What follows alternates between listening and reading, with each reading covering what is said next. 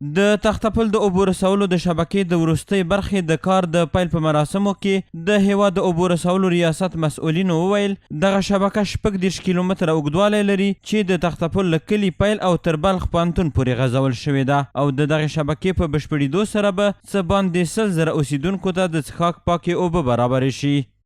د تختپل پروژه چې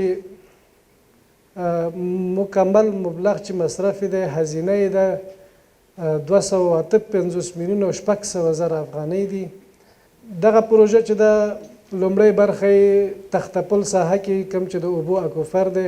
هلته 15 څاوې کیندل شوي دي چې د هغو اوبو راجمع کیږي او په 14 کیلومتره انتقالي شبکه کې د مزار ښار ته را انتقالیږي. د دې پروژې مطمئنواله او ښهوالی په دې کې دا کومې ساحې چې د تختپل په ساحه کې کندل شوي دي دا ډېرې مطمئنې او کوم ټیسټونه چې ورته اجرا شوي دي ډېر مطمئنې ساګانې دي او ډېرې کامیابې ساګانې دي چې 50 لیټر پر سکند اوبه دوی دغه ذخیرو یا دغه شبکو کې تقسیموي. په عموم کې 15 ساګانې موږ لرو.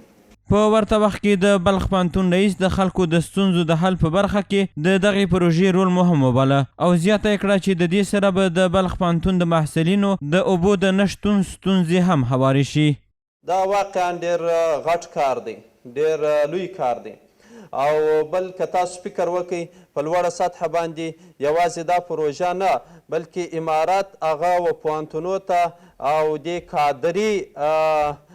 سیستم او د کادري بخش ته ډېره زیاته توجه کړې ده.